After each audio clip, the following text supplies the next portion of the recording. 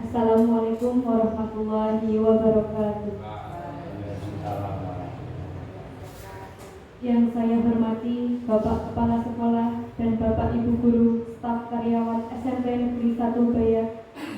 Marilah kita panjatkan puji syukur kehadirat Allah Subhanahu wa Ta'ala yang telah melimpahkan rahmat dan hidayahnya kepada kita semua sehingga dapat berkumpul di ruang multimedia dalam acara diseminasi aksi nyata modul 1.4 budaya positif dalam keadaan sehat walafiat. Sebagai pembawa acara, izinkan saya membacakan susunan acara pada siang hari ini. Acara yang pertama yaitu pembukaan. Marilah acara pada siang hari ini kita buka dengan bacaan basmalah bersama-sama. Bismillahirrahmanirrahim.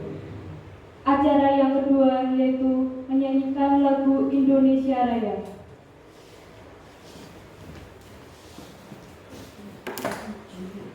Peserta dimohon berdiri.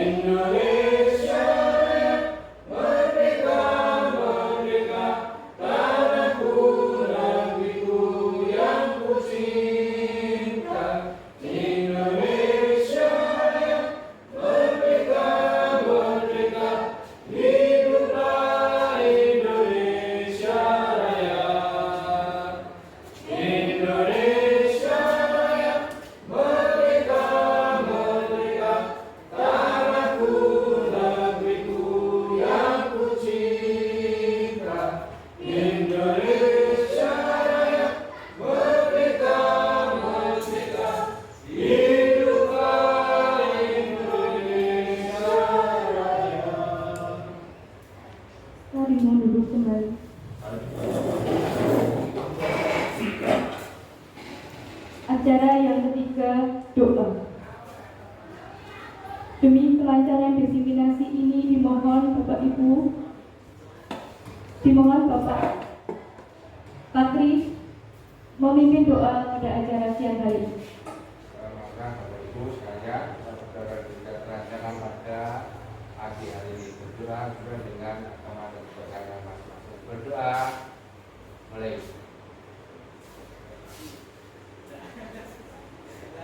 Doa selesai.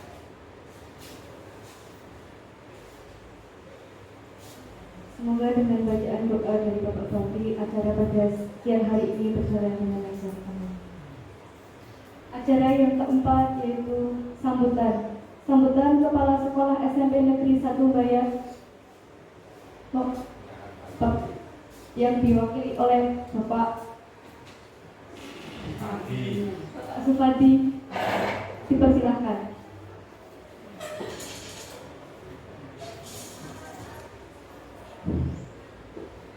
Assalamualaikum warahmatullahi wabarakatuh.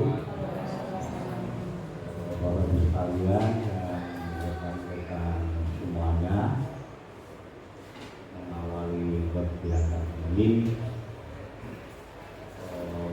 tidak lupa yang pertama marilah kita selalu mengucap syukur kepada Ilahi atas segala nikmat yang telah diberikan kepada kita sekalian, sehingga pada kesempatan pagi ini kita bisa berkumpul bersama. Insya Allah nanti dapat menyelesaikan kegiatan desimasi dari program guru penggerak pada pagi hari ini. Kemudian tidak lupa saya mohonkan izin dari Bapak Kepala Sekolah yang hari ini tidak bisa hadir karena suatu kepentingan yang tidak bisa ditinggal. Maka saya mewakili beliau, mudah-mudahan nanti bisa diterima dan tidak berakibat buruk pada kegiatan ini. Bapak sekalian, untuk sekolah sangat berterima kasih atas adanya kegiatan ini dan bersyukur juga karena sekolah kita itu ada beberapa guru penggerak yang sangat berdampak positif terhadap kegiatan-kegiatan yang ada di sekolah. Jadi sekolah hanya bisa memfasilitasi dan mendorong kepada Bapak Ibu guru sekalian, mudah-mudahan nanti yang lain itu segera menyusul untuk mendaftar dan diterima lolos sebagai guru penggerak. Untuk hari ini adalah program diseminasi atau pembebasan dari guru penggerak Bu Hani dan Ibu Ari Haryanti.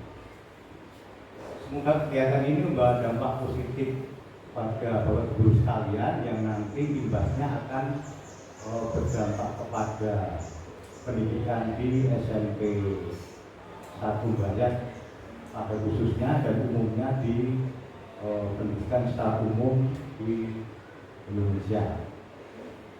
Bapak Ibu sekalian, sekali lagi sekolah hanya memfasilitasi dan saya ucapkan terima kasih atas jalannya kegiatan ini nanti. Semoga kegiatan ini dapat berjalan dengan baik atas bimbingan dari Ibu Hani dan Ibu Hani.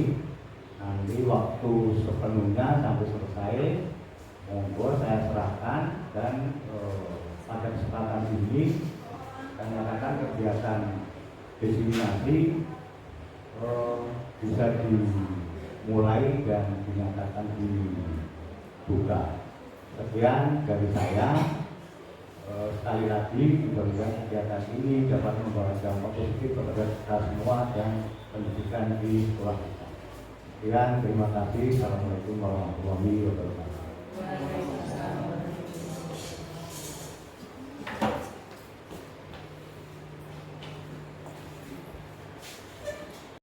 Acara yang kelima, penyampaian materi oleh Ibu Arni Haryati. Kepada Ibu Arni Haryati, waktu dan tempat saya persilakan.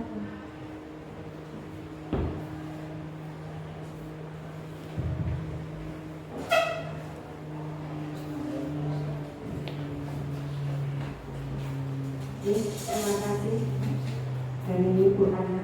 Assalamualaikum warahmatullahi wabarakatuh. Yang terhormat Bapak Kepala Sekolah SMP Negeri 1 Bayat, yang terhormat Bapak Ibu Guru dan staf karyawan SMP Negeri 1 Bayat, yang terhormat Bapak Ibu perwakilan dari orang tua siswa yang saat ini, terima kasih saat ini sudah mau meluangkan waktunya, mau melonggarkan waktunya untuk menghadiri acara kami, yaitu diseminasi aksi nyata, yang dimana ini adalah salah satu tugas kami untuk melengkapi pendidikan guru penggerak di SMP Negeri 1 Bayat ini. Mohon izin, saya akan menyampaikan penerapan budaya positif di SMP Negeri 1 Bayat.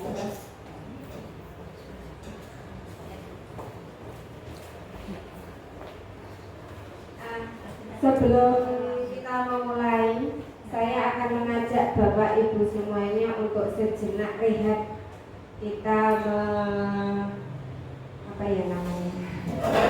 kita memfokuskan diri untuk menerima atau untuk melaksanakan kegiatan hari ini. Karena dimana saya ingin kita fokus, kita hilangkan sejenak kegiatan ataupun beban pikiran di luar. Saya ingin Bapak Ibu fokus untuk kemajuan siswa-siswi dan juga putra-putri Bapak Ibu semuanya yang ada di SMP Negeri 1 Bayani.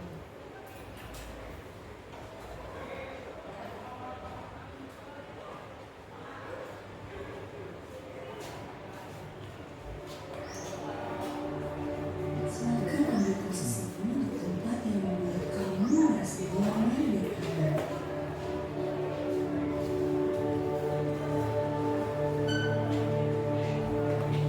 Panaskan badan hingga tubuhmu benar-benar basah kuyup.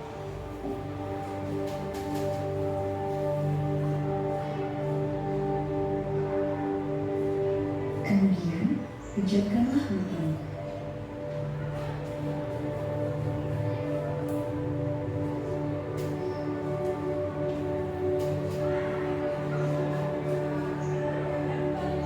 Saatnya melakukan latihan relaksi di dalam tubuh.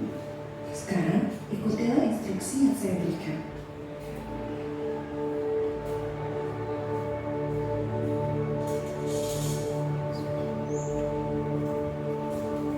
Pegang bagian tubuh yang merasa cemas.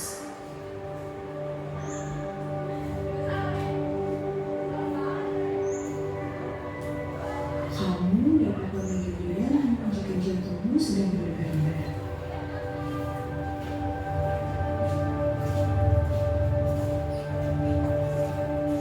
Kamu juga dapat memegang bagian anggota tubuh yang lain.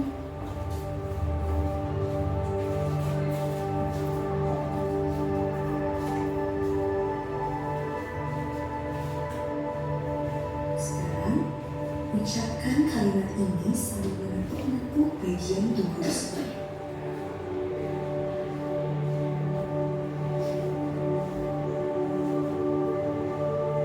Halo diriku, kamu sedang cemas ya?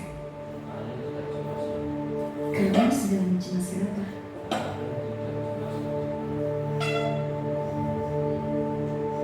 Kenapa kamu cemas?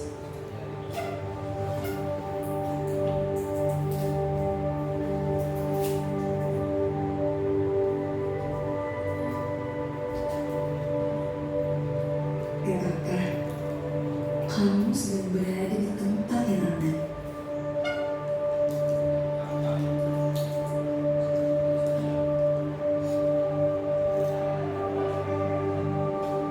Wajar kalau kamu takut dan gelisah.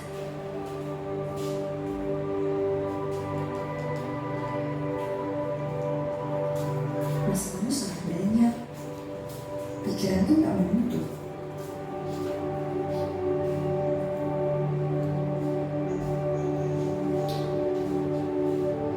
Tenang ya, tidak akan ada yang menyakitimu.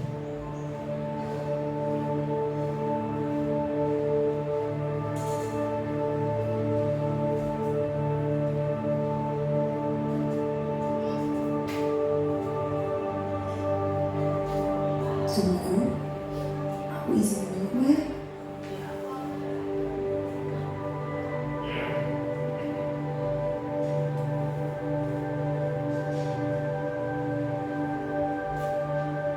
Kita bisa melatih ini semua.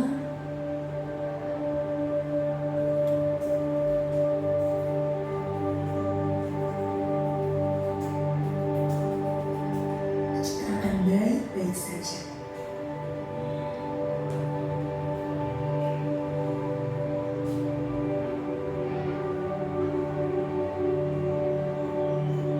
Kamu dapat berdialog dengan tubuhmu dan memeluk anggota tubuhmu.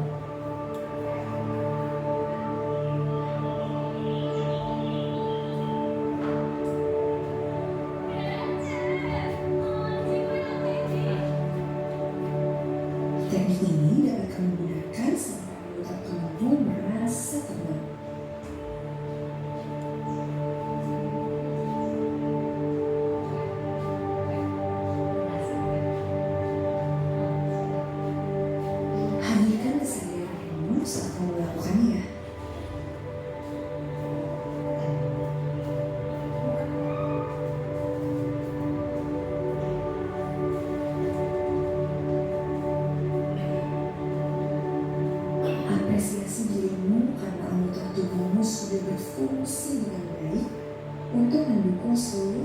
prioritas dalam kehidupanmu.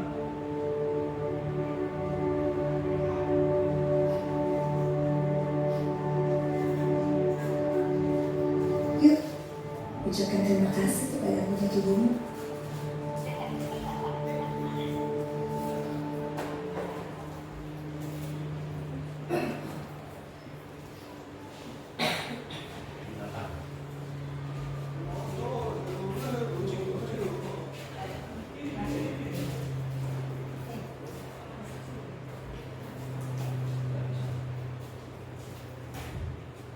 Insya Allah sudah segar nih Bapak Ibu semuanya nih. Saya harap ini tadi adalah latihan memusatkan pikiran, latihan relaksasi agar apa? Agar sedikit dan sebentar kita bisa melupakan apa yang ada dalam pundak kita, apa yang ada dalam pikiran kita. Mungkin nanti selanjutnya ketika Bapak Ibu mau tidur atau sedang merasa penat, Bapak Ibu bisa melakukan hal yang semacam ini. Bisa di mana saja, di tempat tidur bisa, ataupun mungkin ibu-ibu yang ketika anak-anaknya sudah tidur, kemudian pengen me time, nah, bisa melakukan relaksasi semacam ini. Relaksasinya tidur. Betul. Oke. Selanjutnya saya akan sedikit ke materi. Kasih semangat ya Bapak Ibu nih. Alhamdulillah. Ada sedikit pertanyaan mungkin yang ada pada benak saya sendiri dan mungkin juga Bapak Ibu guru yang ada di sekolah ini. Yang pertama, apa toh itu yang namanya budaya positif? Budaya positif. Apa kira-kira Pak Galih? Baik, terima kasih. Menurut saya budaya positif adalah suatu hal atau kegiatan yang mengacu pada segala hal yang positif, entah itu berkenaan dengan kegiatan sehari-hari atau baik ucapan, Tindakan. dan sebagainya. Oke. Terima kasih Pak Galih. Ya, semacam itu. Budaya positif adalah sesuatu kebiasaan yang di situ adalah sesuai dengan tatanan, sesuai dengan norma, dan sesuai dengan tata aturan yang ada. Seperti itu budaya positif. Kemudian yang kedua, bagaimana cara Bapak Ibu dalam menerapkan budaya positif baik di lingkungan sekolah maupun di lingkungan masyarakat, bahkan di lingkungan rumah. Monggo, Pak. Caranya harus sederhana, gampang. Mengetahui apakah itu baik, mengundang kebaikan atau buruk. Kalau itu mengundang kebaikan, ya menjadikan tradisi atau budaya yang itu harus dilahirkan dari diri kita masing-masing. Kalau baik ya akan masyarakat. Intinya adalah cara melakukan adalah menyadarkan diri untuk melakukan atau pembiasaan kebaikan yang bersifat positif atau mulia. Terima kasih Pak Bani. Seperti itu. Mungkin ada yang caranya berbeda dengan cara menuliskan kata ketik di setiap pintu masuk kelas. Kalau di rumah ya mungkin menuliskan kata ketik aturan di rumah ketika mau masuk ke rumah. Bahkan mungkin anak-anak yang sudah punya kamar sendiri kita buatkan tata apa ya namanya agar jadi tulisannya itu agar saya menjadi lebih baik maka saya akan seperti ini. Jadi mungkin nanti bisa dimulai ketika anak-anak berada di rumah. Kalau nanti di sekolah kita akan melanjutkan kepada Bapak Ibu guru karyawan yang ada di sekolah.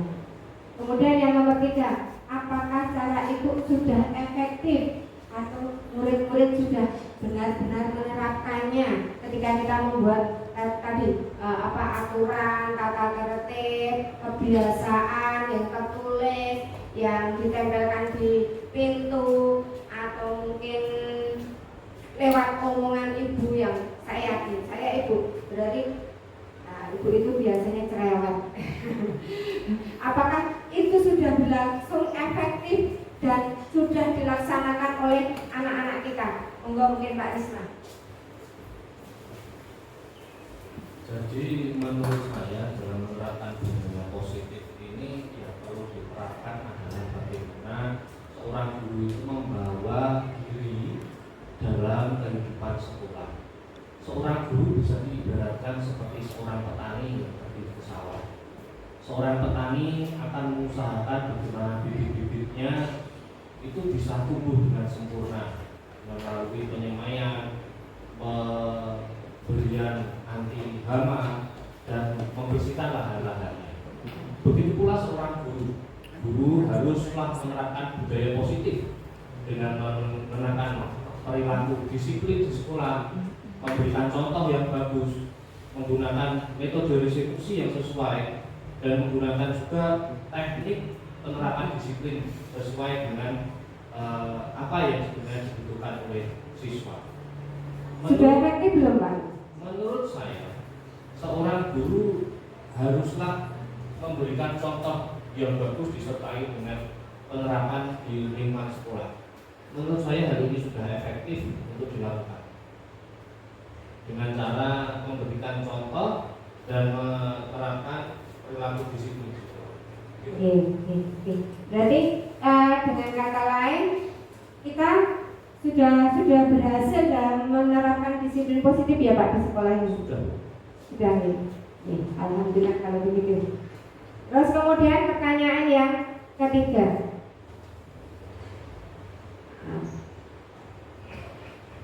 Pernahkah Bapak atau Ibu membuat kesepakatan dengan siswa dalam penerapan budaya positif di kelas dan di lingkungan sekolah? Kalau untuk kesepakatan, saya menggarisbawahi dulu yang budaya positif ya. Kalau menurut saya, kalau budaya dalam penerapan budaya positif kita tidak boleh menghukum.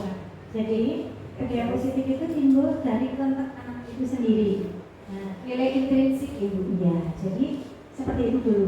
Itu harus ada pada mindset guru itu. Sehingga adanya budaya positif itu adalah merupakan kesadaran dari siswa untuk melakukan sesuatu yang baik atas inisiatif dia sendiri. Nah, tapi seumuran dengan anak itu tidak mungkin dia tanpa kita memberikan suatu pembiasaan pada dia akan ucul dengan sendirinya, itu sangat jelas sekali.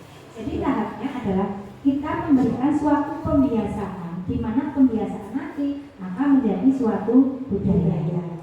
Oke. Terus kemudian, apakah sudah kita menerapkan budaya positif di kelas? Untuk ini ya kesepakatan siswa di kelas, sudah. Saya kira untuk di sekolah SMP Negeri 1 Bayat itu semuanya itu saya kira sudah melaksanakan itu. Karena apa? Karena setiap misalnya kita mau masuk tahun ajaran baru ya, itu kita akan membuat kesepakatan dengan siswa, di mana kesepakatan itu berasal di siswa. Ya. Jadi kita sebut dari siswa, bukan kita yang menerapkan. Sehingga nanti kalau misalnya saya menambah seperti ini, anak sadar saya menambah seperti ini dulu pernah membuat kesepakatan seperti ini. Ya. Terus kemudian untuk budaya positif yang sekarang kelihatan ya Mas, yang sampah itu ya Mas ya. Itu kan kita untuk SMP Negeri 1 Bayat. Enggak apa-apa ya katanya. Iya, enggak apa-apa. Untuk SMP Negeri 1 Bayat kita kan pernah membuat tim kebersihan kan kemarin.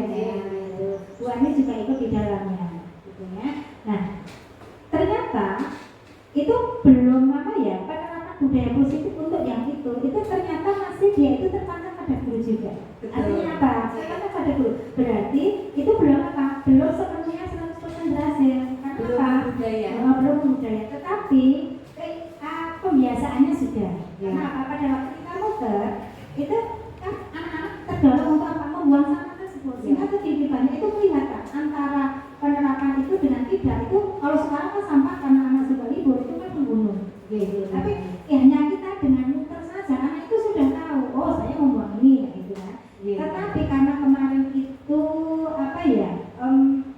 pelaksananya juga baru beberapa bulan nih Mas ya, itu tadi belum menjadi suatu budaya. Tapi saya yakin nanti dia akan menjadi suatu budaya. Karena apa? Sekali lagi budaya itu pada dasarnya berasal dari pembiasaan dulu, terus kemudian terbiasa yang baik, kemudian menjadi suatu budaya.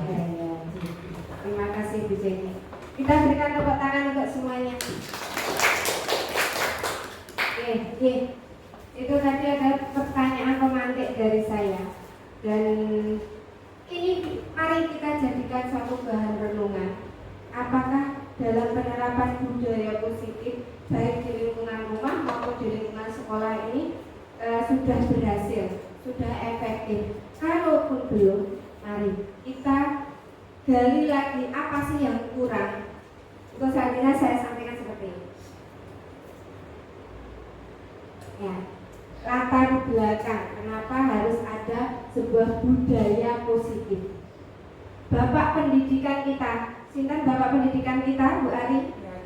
Oh, Ki Hajar Dewantara. Di mana ada kemerdekaan di situ harus ada disiplin yang kuat. Berarti disiplin ini adalah suatu pondasi, suatu modal agar pendidikan kita bisa berhasil. Sungguh pun disiplin itu bersifat self-disiplin, yaitu kita sendiri yang mewajibkan kita dengan sekeras-kerasnya, tetapi itu sama saja. Sebab jikalau kita tidak cakap melakukan self-disiplin, wajiblah penguasa lain mendisiplinkan diri kita. Dan peraturan demikian itulah harus ada dalam suasana yang merdeka. Jadi kata disiplin dan kata merdeka ini adalah suatu hal yang tidak dapat terpisahkan. Kita harus membuat disiplin dengan memerdekakan anak. Nah, disiplin tapi kok merdeka? Padahal selama ini yang kita tahu suatu aturan itu bersifat mengikat, ya betul. Suatu aturan kan biasanya yang kita tahu itu ya namanya aturan itu adalah hukum. Hukum itu mau tidak mau harus ditaati. Nah, menurut Ki Hajar Dewantara, disiplin ini harus tetap mengkaitkan dengan kemerdekaan anak. Kemerdekaan yang seperti apa? Kita lihat selanjutnya. Disiplin positif dan nilai kebajikan. Pentingnya disiplin positif dalam menunjang keberhasilan pendidikan. Dalam rangka menciptakan lingkungan positif, salah satu strategi yang perlu kita tinjau kembali adalah penerapan disiplin di sekolah kita. Apakah telah efektif atau masih perlu ditinjau kembali? Seperti yang tadi sudah disampaikan Pak Risma, disampaikan Guru Jeki, bahwa disiplin kita itu belum membudaya. Sudah mulai ada peningkatan seperti sampah, seperti masuk ke lingkungan sekolah sebelum jam 7 pagi, itu sudah mulai diterapkan. Tetapi ketika ada anak yang 1, 2, 3 masih melampauinya atau masih melanggarnya, berarti itu belum menjadi sebuah budaya yang positif. Berarti intinya apa yang sudah kita lakukan, disiplin positif yang sudah kita lakukan selama ini belum efektif. Nah, apa yang salah? Kita lanjut lagi.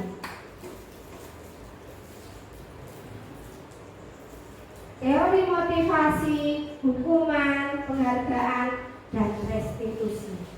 Suatu hal yang berbeda Bapak Ibu, antara hukuman, penghargaan, motivasi, juga restitusi itu ada suatu hal yang berbeda. Diana Gosen menyatakan 3 macam motivasi. Kita itu setiap insan, setiap manusia itu punya 3 motivasi, yaitu motivasi untuk menghindari ketidaknyamanan atau hukuman, yang kedua untuk mendapatkan imbalan atau penghargaan dari orang lain. Nah, yang ketiga untuk menjadi orang yang mereka inginkan dan menghargai diri sendiri. Ini yang nomor 3 ini yang ingin kita capai. Ketika kita bisa mencapai yang nomor 3 ini, saya yakin disiplin positif sudah tercapai. Seperti itu. Nah, untuk yang 1, 2 ini biasanya kan faktor eksternal, faktor dari luar. Tadi Bu Jenny mengatakan bahwa disiplin positif itu harus tumbuh dari nilai intrinsik anak, nilai dari dalam anak. Nah, yang nomor 1 dan nomor 2 itu adalah nilai dari luar. Berarti ketika kita menerapkan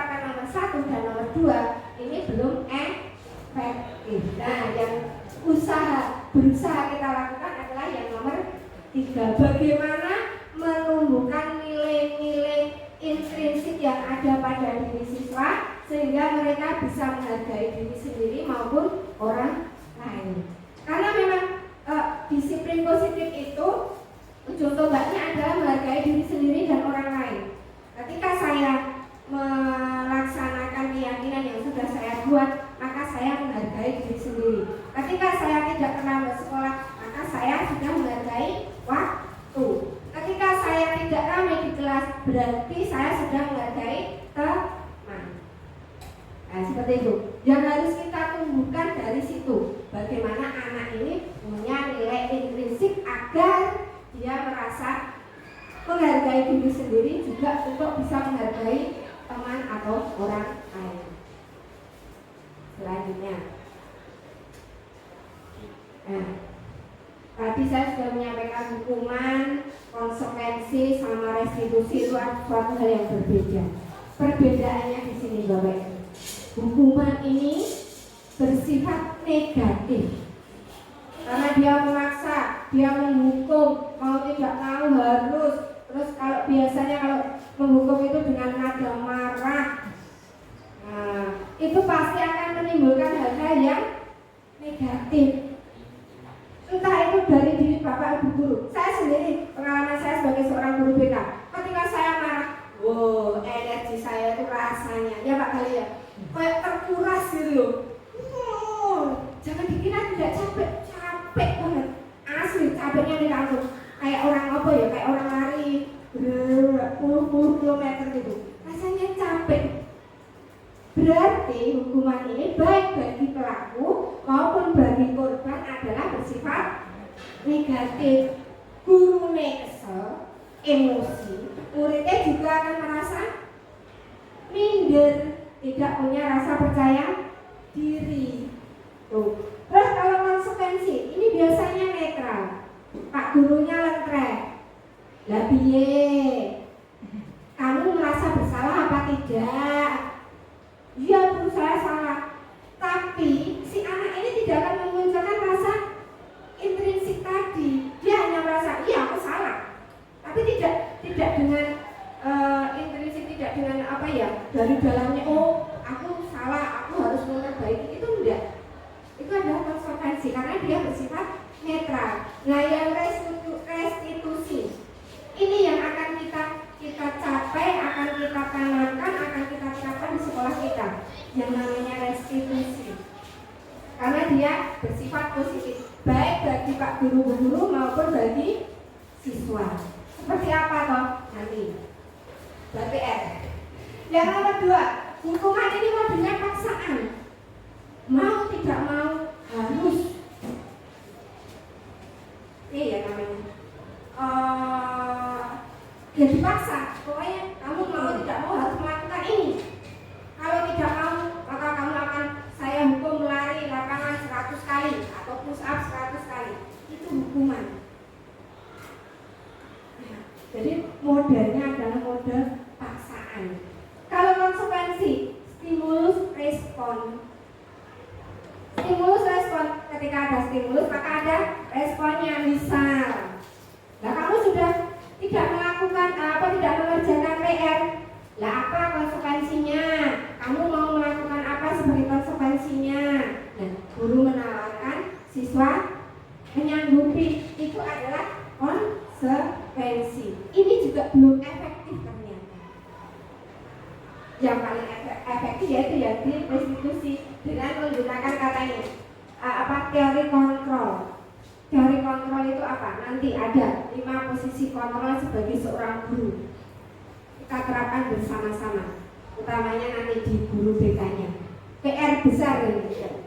Yang nomor 3, hukuman biasa menggunakan awas. Kalau dilakukan lagi ya, nanti awas kamu. Orang munggah kelas kamu, orang luas kamu. Nah ini suatu hukuman. Guru mengancam, siswa akhirnya tidak percaya diri. Karena itu tadi, awas, itu yang di dalam hukuman. Kemudian yang konsekuensi, apa yang saya katakan kamu melakukan.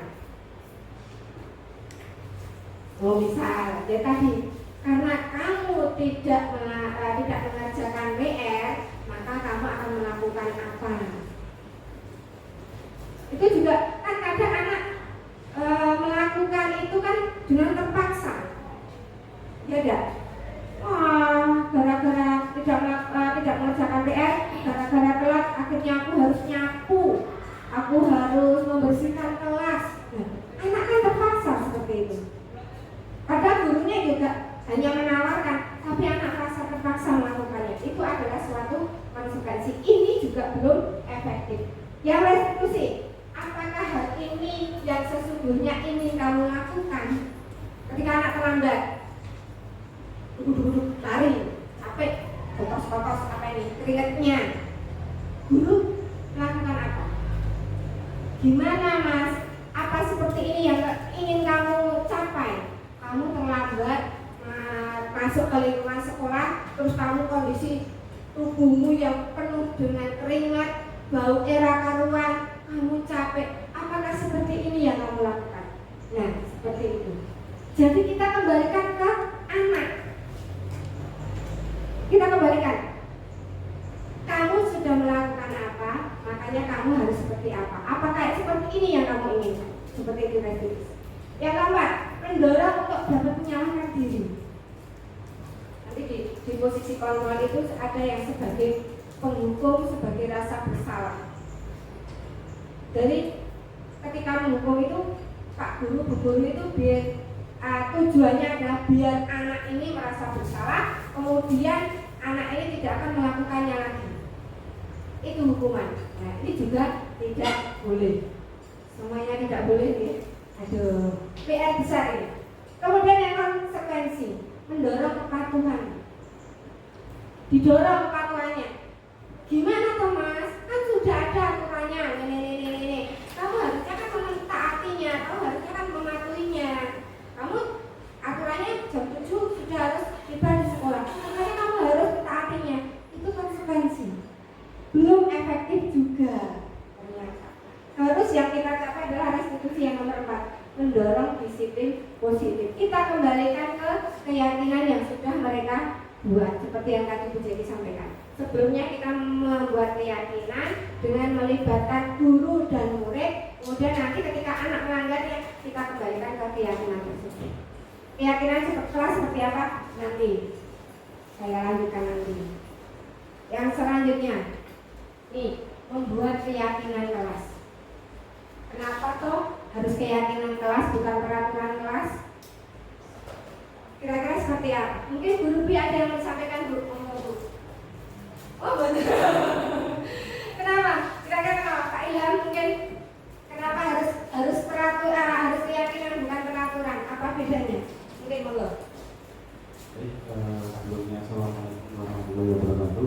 Waalaikumsalam warahmatullahi Di sini saya akan menjawab pertanyaan yang pertama, apa harus keyakinan kelas atau bukan peraturan kelas? Menurut saya perbedaannya kalau keyakinan kelas yang akan kita sampaikan ke siswa itu nanti itu akan lebih positif karena mengikat kita yakinkan siswa otomatis nanti kalau misal ada kesalahan atau ada kegaduhan di kelas siswa menyadari. Ya. Kalau peraturan kelas itu kadang-kala itu kayak seakan-akan kepaksa. Iya. Jadi menurut saya lebih tepatnya kita juga harus meyakinkan kelas agar siswa juga lebih lebih positif, Lebih dihargai. lagi. Mungkin itu menurut saya Bu. Ya, terima kasih Pak Ilham. Waalaikumsalam warahmatullahi wabarakatuh. Saya kembalikan ke tadi. Bukan peraturan, tapi keyakinan. Kalau peraturan itu berasal dari sekolah dan Bapak Ibu guru yang membuatnya. Jadi sebelum tahun ajaran baru mungkin komite sekolah bekerja sama dengan kepala sekolah dan para guru membuat aturan tata tertib SMP Negeri 1 Bayat yang berisi 115 poin misal. Nah itu adalah aturan. Beda dengan keyakinan. Kalau kalau keyakinan kita membuatnya melibatkan siswa. Jadi anak-anak, kita pengen apa sih di kelas ini? Mungkin ada yang nyetok, saya pengen kelas ini bersih Bu. Berarti kalau ingin bersih harus nyapu. Berarti kita harus membuat keyakinan tentang kebersihan, adanya Rebu Weekend, adanya yang mengilingke atau yang mengingatkan ketika ada teman yang membuang sampah sembarangan. Terus ada lagi, saya pengen kelas kita ini tertib Bu, tidak ramai sendiri. Jadi kita bisa fokus belajarnya. Nah, ketika biar kalian bisa fokus belajarnya, kalian harus apa? Nah, berarti ini kita kembalikan ke anak. Kamu inginnya apa dan apa yang harus kamu lakukan, dan itu akan menjadi sebuah keyakinan kelas. Nah, jadi kalau di kurikulum Merdeka ini kan seorang guru itu hanya fasilitator ya Pak Batri ini, sebagai perantara saja. Jadi anak itu yang menjadi pelaku utamanya. Kita meladeni saja. Anak pengennya apa, kita kembalikan ke anak. Kalau kamu pengen seperti ini, ya lakukan dengan suatu keyakinan yang ada. Seperti itu. Terus kemudian apa pentingnya keyakinan kelas untuk membentuk budaya positif di lingkungan sekolah? Karena dengan keyakinan kelas, seperti tadi yang disampaikan di sini, kita ingin membangkitkan nilai intrinsik siswa. Jadi bukan dengan peraturan yang bersifat memaksa tadi, tapi dengan membangkitkan nilai intrinsik. Orang itu kalau sudah berasal dari diri, dari dalam jiwanya, dia akan lebih mematuhinya. Dia benar. Ya, akan lebih mematuhinya. Tapi ketika dia hanya dengan paksaan, misal, oh saya masuk sekolah harus sebelum jam 7 dengan berpakaian rapi, sepatu hitam, karena di gerbang sekolah akan ada tim BK yang menghadang atau guru piket yang menghadang. Nah, guru piket ini kemungkinan kan tidak semua bapak ibu guru ditakutinya. Oh, ketika hari Senin ada Pak Galih, oh Pak Galih galak, makanya hari Senin saya harus rapi, harus datang sebelum jam 7. Karena hari Senin ada Pak Galih guru piketnya. Hari Selasa ada Pak Anto, wah Pak Anto lebih sangar lagi. Jadi saya harus jam 7 kurang 20 menit harus sudah nyampe, soalnya Pak Anto nek jam 7 kurang 1/4 sudah ngetem di depan gerbang. Saya harus rapi, bla bla bla bla lagi. Nah, ketika hari Rabu ada Bu Arni sing dinyang wae iso, ala Bu rapopo ya, enggak apa-apa ya Bu. Nah, akhirnya dia rapi di hari Senin dan Selasa, tetapi di hari Rabu dia tidak rapi karena itu tadi dia melaksanakan tata aturan itu karena keterpaksaan. Itu tadi loh, ada Pak Guru yang galak. Ketika bukunya bisa dinego, dia kletre. Seperti itu. Ya. Yang selanjutnya, bagaimana cara membuat keyakinan kelas yang efektif sehingga murid bersedia melaksanakan secara berkesinambungan. Kita pengennya ketika anak itu melakukan disiplin positif ini berkelanjutan, tidak hanya obor belarak kalau orang Jawa mengatakan buru-buru sebulan 2 bulan sudah. Kita tidak pengen seperti itu. Nah, yang tadi hukuman sama konsekuensi tadi itu sifatnya seperti itu Bapak Ibu. Jadi ketika ujian masih hangat itu mereka melaksanakan. Tapi ketika ini sudah mulai agak-agak meredup, mereka tidak melakukannya lagi. Nah, jadi caranya biar berkesinambungan dan berkelanjutan, kita membuat yang namanya keyakinan kelas. Bagaimana caranya? Seperti yang saya cuplik tadi. Keyakinan kelas itu berasal dari siswa. Masing-masing siswa kita tanya, Mas, kamu pengen kelas kita seperti apa? Misalkan Mas A mengatakan, oh pengen bersih. Mbak, kamu pengen kelas kita seperti apa? ini Mbak Ana misalkan pengen, oh saya pengen kelas kita tidak ramai. Yang C saya tanyakan lagi, kamu pengen kelas kita apa? Saya pengen kelas kita itu kalau ada guru masuk tidak ngamuk-ngamuk dulu. Nah, kita kembalikan. Yang pertama tadi, pengen kelas bersih, kalian harus apa?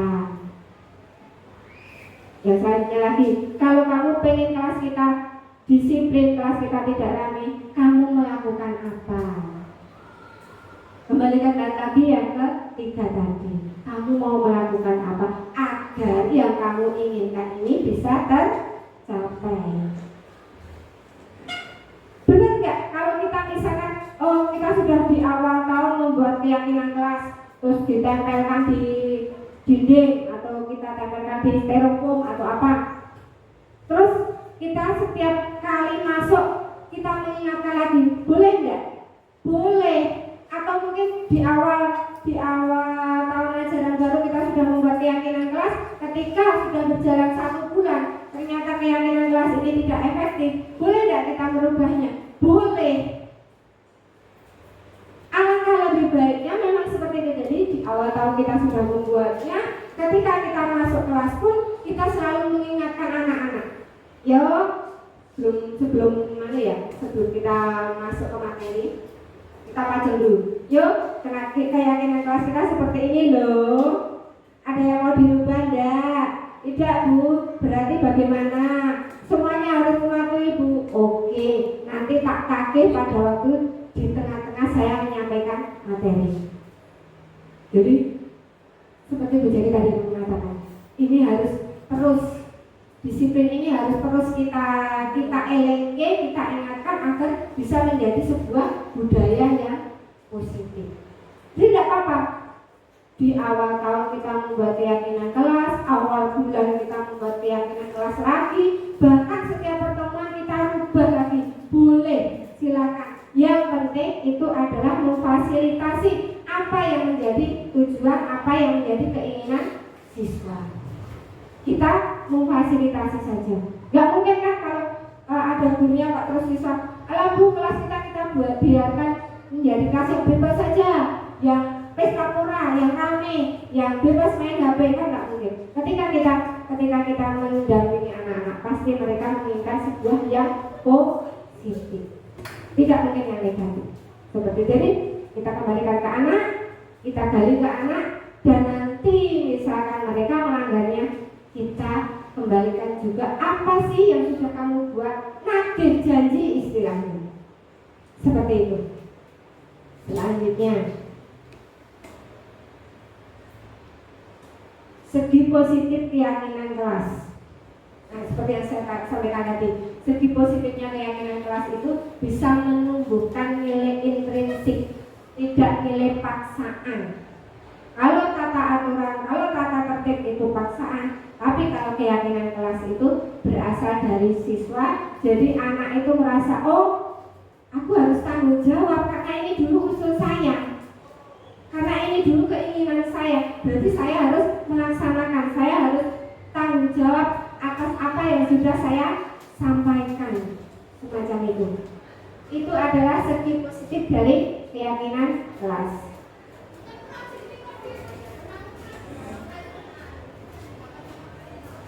Lagi ya.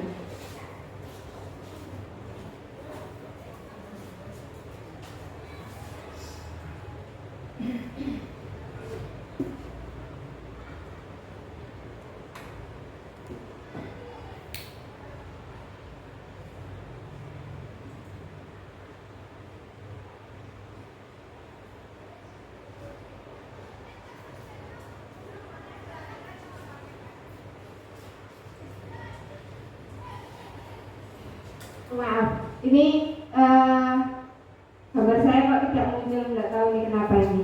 Kayaknya memang sinyalnya. Teori kebutuhan dasar.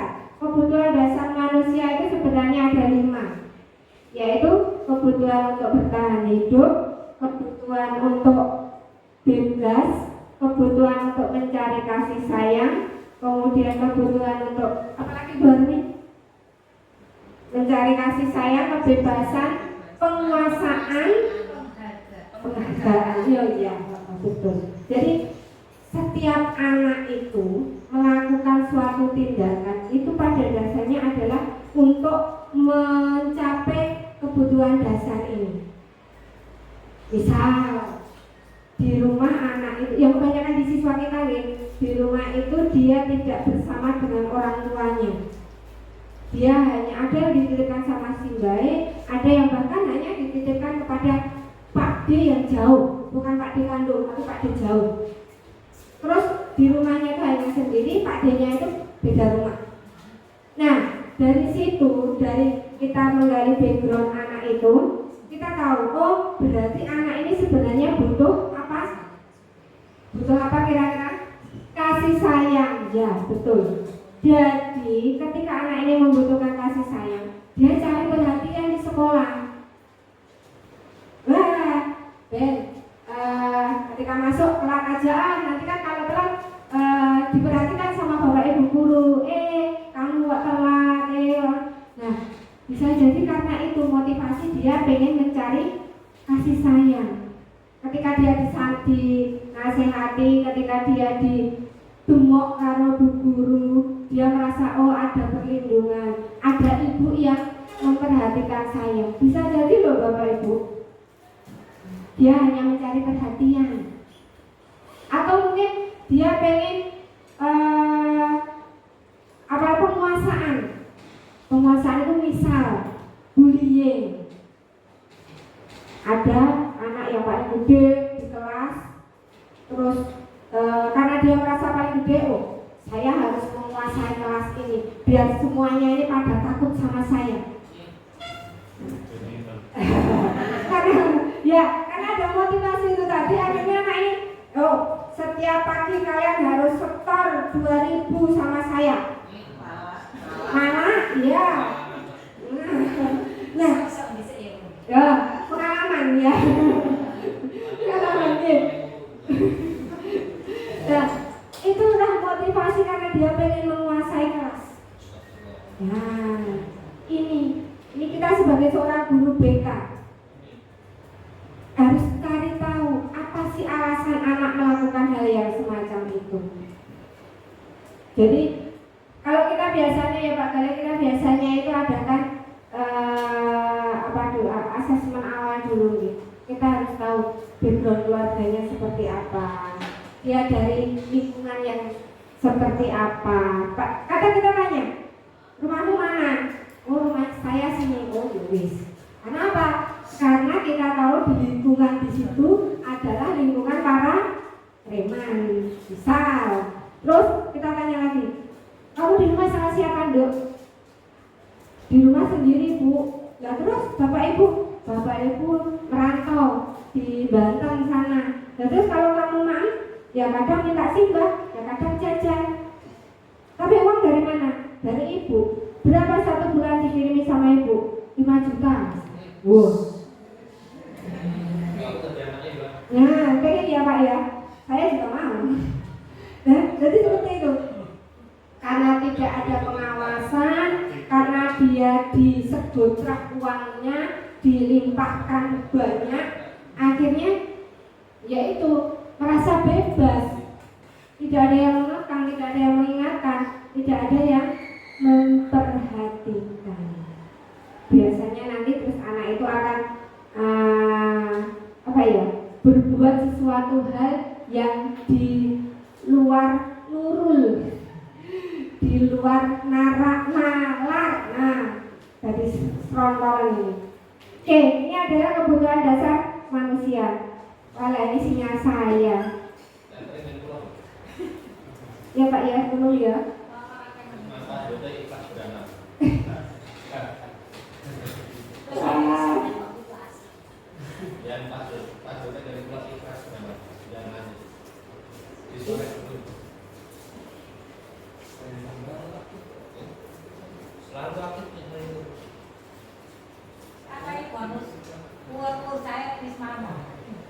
Pak Risma. Apa Pak?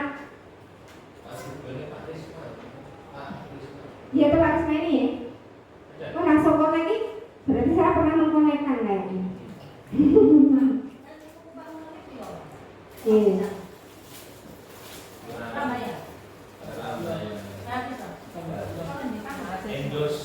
Ini harus Indosat. Saya kan brand ambassador. Brand ambassador dari Indosat. Warna gede. Tumpang sawi bagus. Putranya saudara.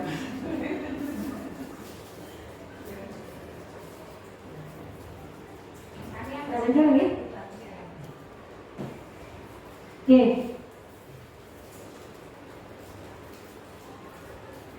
Lima posisi kontrol yang tadi sudah saya singgung, dan juga segitiga restitusi. Posisi kontrol kita sebagai seorang guru itu ada penghukum, pembuat rasa bersalah, teman, pemantau, dan manajer.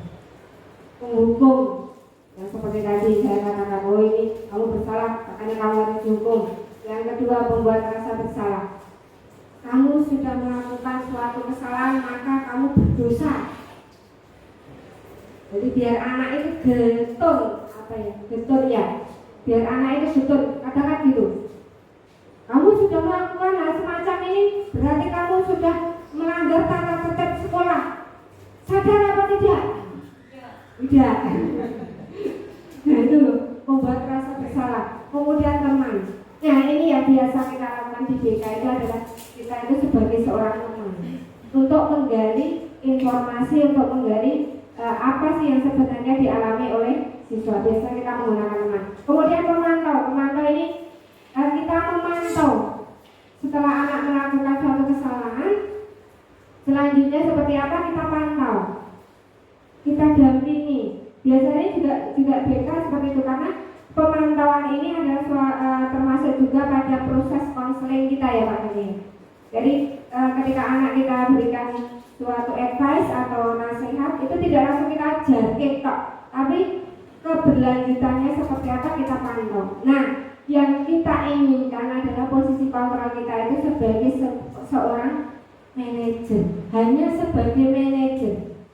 Kalau kata orang itu, manajer itu hanya tinggal duduk diam di belakang meja, kemudian petugasnya yang melaksanakan. Ya seperti itu.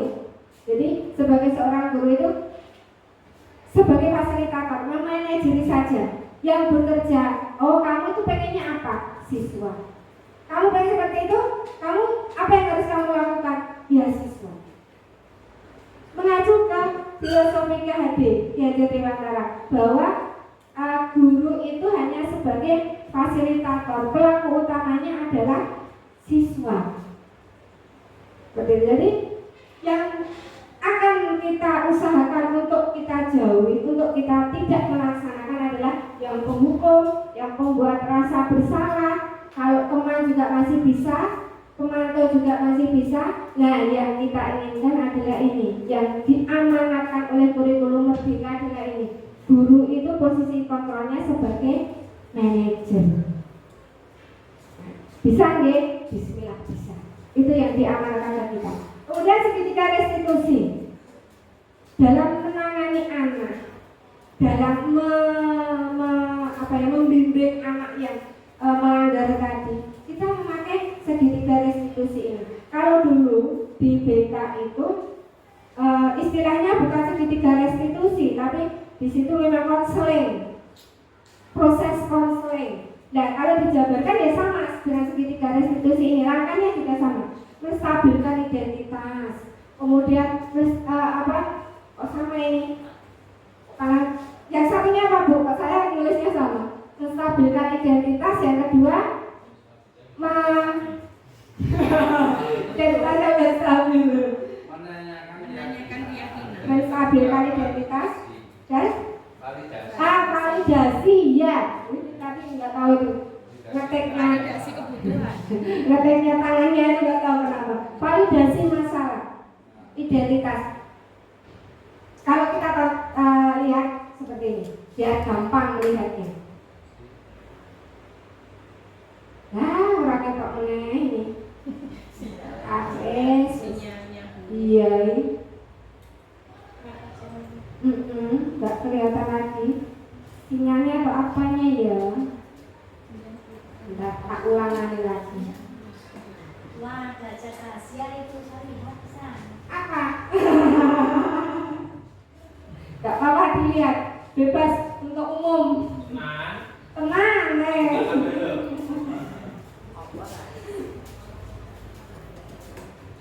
Nah, ini tadi dari kebutuhan tadi Bapak Ibu. Ada 5 nggih, kebutuhan untuk bertahan hidup, penguasaan, kasih sayang, kesenangan dan kebebasan. Ini yang segitiga restitusi. Ini 5 posisi kontrol ini. Bismillah, semoga dia mau tampil. Nah, motivasi eksternal, ada motivasi eksternal, motivasi intrinsik. Nah, ini saya membuatnya bahkan dari seperti ini, di istilahnya kayak dirangkum. Motivasi dampaknya pada murid seperti itu, nih kualitas gagal, dilihat ke bawah gitu ya. Nih penghukum ini mengulangi kesalahan berulang kali, perilaku menjadi agresif. Ini kalau hukuman. Kemudian kaitannya dengan dunia berkualitas. Kalau hukuman itu murid meletakkan guru di luar dunia yang berkualitas.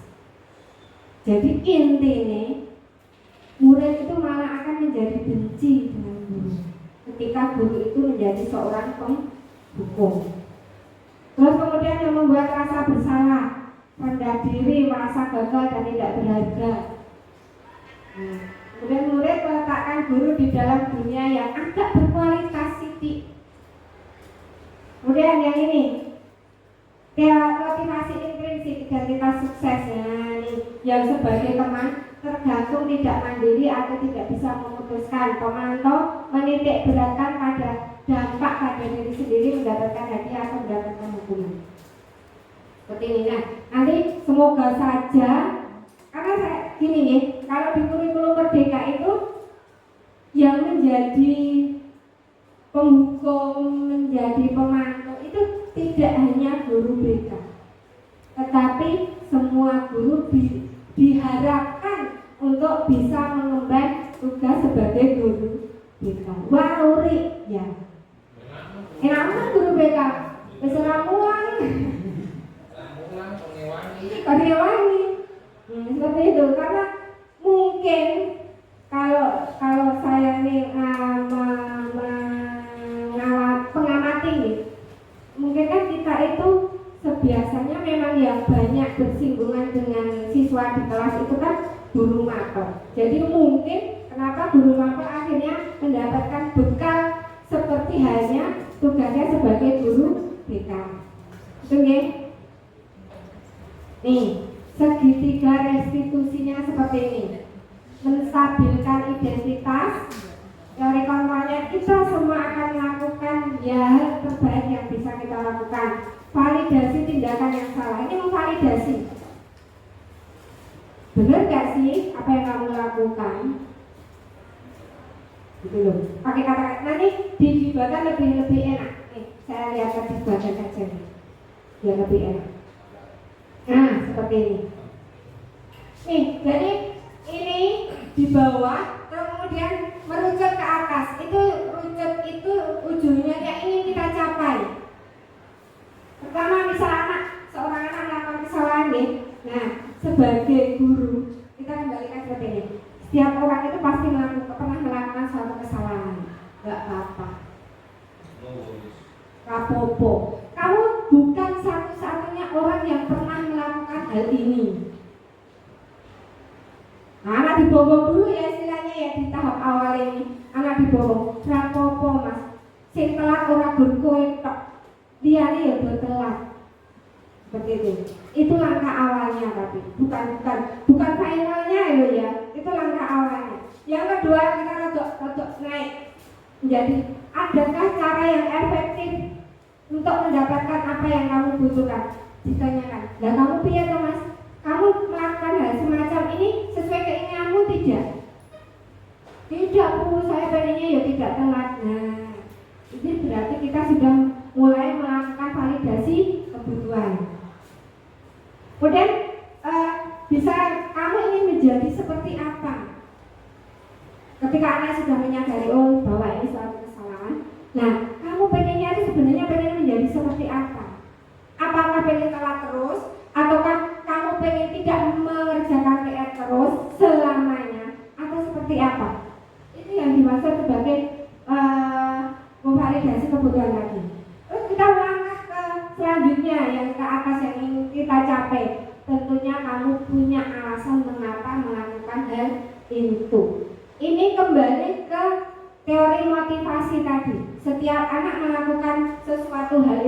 pasti ada motivasinya, ada alasannya.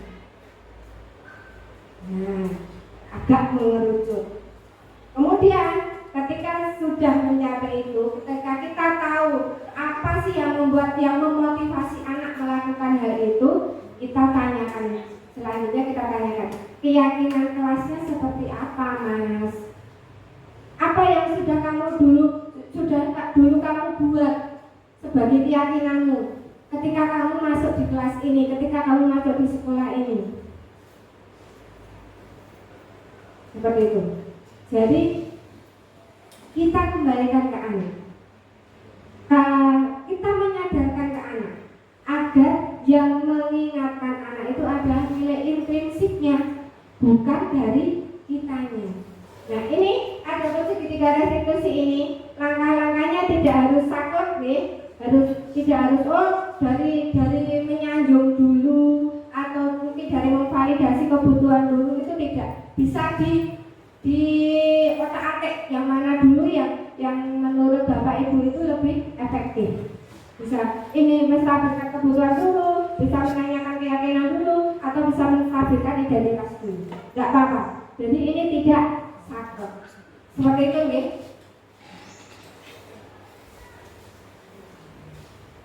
Oke.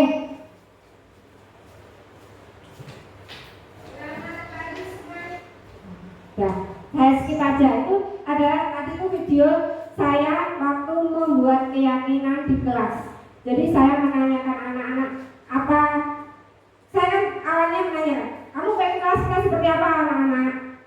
Disiplinku, bersihku, tidak rame, tidak gojekan, guru tidak marah. Nah, terus saya menanyakan, ya untuk mencapai itu silakan kamu tulis di kertas keyakinanmu apa. Nanti dibacakan satu persatu maju ke depan. Ya, terus kemudian anak menuliskan di sticky note itu, kemudian saya minta ke depan untuk membacakan. Ada yang membuat keyakinan itu tidak boleh tidur di kelas. Ada yang mengatakan tidak boleh membuang sampah di kelas. Kan? Ketika anak mengatakan itu, ini satu note nih, satu catatan nih. Ketika anak membuat kata-kata tidak, itu sebaiknya kita hilangkan. Jadi misalkan tidak boleh mengekel, nah berarti apa yang dituliskan? Menjaga ketenangan. Tidak boleh tidur, berarti minta izin ke kamar mandi untuk cuci muka, boleh. Tidak boleh membuang sampah, berarti kita gantikan membuang sampah pada tempatnya. Jadi di dalam keyakinan kelas itu kita usahakan tidak ada kata tidak, ya Bapak Ibu. Jadi itu tidak itu kan suatu hal yang negatif. Jadi yang harus kita tanamkan itu adalah suatu hal yang positif. Jadi menggunakan kalimat yang positif, bukan kalimat yang negatif. Gitu ya. Mungkin ada yang mau disampaikan, pertanyaan atau apa? Pak kalian ada pertanyaan tidak? Tidak nih. Oke. Saya ingin membuat refleksi setelah saya menyampaikan tentang posisi kontrol, tentang teori kebutuhan, tiga restitusi sampai dengan keyakinan kelas. Saya ingin mendapatkan sedikit refleksi dari Bapak Ibu. Mungkin Pak Basri ya, monggo Pak. Sedikit saja, tidak apa-apa. Terima kasih. Yang pertama, paparan materinya luar biasa Bapak Ibu. Alhamdulillah, terima kasih. Semuanya mudah dan gampang sesuai dengan slide yang ada. Secara teoritis, pemateri ini sangat menguasai tergantung yang diganti. Kenapa? Kenapa? Menurut saya lebih malu mengangkat. Yang kedua Bu, tadi di awal mungkin atau saya yang kurang paham Bu, sudah tersampaikan tujuan dan tema Bu di awalnya. Saya lupa tahu saya langsung ke pertanyaan ke materi. Kalau tidak ada pembukaan kan tema dulu, tujuan apa yang dicapai pada iya. Berarti kadang ada yang kelewatan. ada tahu rakon saya ada tahu. Yang kedua, apakah ini tadi yang disampaikan itu memakan waktu? Karena saya melihat kok ya agak panjang penyampaiannya. Sehingga menurut saya itu paling tidak itu ada waktu yang membatasi. Sehingga nanti kalau ada yang lain menyampaikan hal-hal yang berikutnya itu kan bisa disampaikan. Karena kalau saya kan kegiatan dalam ini kan biasanya mengajak personal juga aktif. Ya. Ternyata yang ini lagi lebih banyak aktifnya sinten. Narasumbernya. Gak apa-apa kan intinya banyak narasumber. Nah untuk Bapak Ibu besok kalau mereka masuk di dalam kelas dan menjalankan teori yang disampaikan oleh Tuhan ini, ya kita jangan sampai menguasai kelas. Kepada apa? Memfasilitasi atau membuka dan menyimpulkan saja. Bukan kita yang kemudian terangkan keseluruhan nanti. Jadi karena ini aja kita menciptakan budaya positif sehingga yang diharapkan nanti orang aktif anak itu yang dirangsang. Dan kita yang merangsang tapi anak yang dirangsang agar menyampaikan unek-uneknya lah. Kita tidak menulis, kemudian menyimpulkan dan kemudian merapikan saja. Biarkan anak nanti yang membuat menerapkan dari hasil yang dia disampaikan, kita tetap posisi dalam sebagai fasilitator. Dan dulu sekarang sudah berbeda. Kemarin transfer unit menyampaikan ilmu, sekarang kita memfasilitasi bagaimana anak mendapatkan ilmunya. Sekarang pintu. Ya, terima kasih Pak Bakri, terima kasih atas atensinya. Untuk tujuan saya memang tadi sebenarnya sudah salah sampaikan di slide tapi tidak saya baca. Tujuan saya memang adalah mempresentasikan tentang penerapan budaya positif di sekolah SMP Negeri 1 Bayat ini. Jadi kenapa saya ini adalah sifatnya presentasi Pak, memaparkan seperti apa budaya positif. Jadi kita mengawalinya harus seperti apa, saya memberikan teori motivasi kontrol itu tadi. Jadi memang saya mempresentasikan dulu, kemudian saya harapkan di sesi refleksi dan tanya jawab itu saya mengharapkan ada sumbangsih atau penguatan atau apa dari Bapak Ibu guru semuanya. Ya, terima kasih Pak Bakri, terima kasih. Mungkin ada yang lain, Bu Jeki mungkin.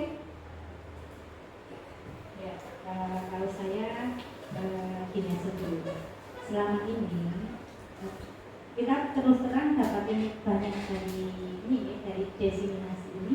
Saya kira teman-teman sudah mendapatkan ilmu yang baru dari diseminasi ini bahwa yang perlu diterapkan di sekolah itu adalah budaya positif yang timbul dari desa. Jadi kita semaksimal mungkin menjauhkan dari hukuman dan sebagainya. Ya, betul. Terima kasih Bu Jeki. Mungkin ada yang lain, Pak Galih mungkin untuk yang guru BK Pak, iya Pak. Kita sharing di sini Pak. Sedikit menambahkan saja apa yang tadi disampaikan bahwa disiplin positif ya. Pengalaman saya pribadi selama ini seringkali kita hanya memotivasi anak. Iya. Padahal kalau kita memotivasi anak memang benar anak akan termotivasi atau terbakar. Tapi itu hanya sifatnya sementara. Sedangkan kalau kita melakukan disiplin positif, meskipun nyawanya kecil, ketika itu dilakukan secara berulang secara disiplin itu akan jadi sebuah budaya yang mungkin jauh lebih baik daripada sebuah motivasi. Mungkin itu yang bisa saya garis bawahi. Terima kasih Pak Khalid. Mungkin dari Pak Risma, monggo Pak Risma sedikit.